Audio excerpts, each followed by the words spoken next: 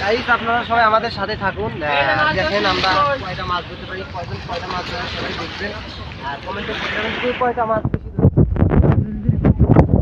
বেশি গাইস আপনারা দেখবেন কয়টা মাছ দেখা যাক এতগুলো লোকে বলে কয়টা মাছ পায় না। মাছ ধরো সবাই দেখতে থাকো, সবাইকে ধরবি। এই দেখ মা দারছন, এই যে সব শান্তির ছেলেরা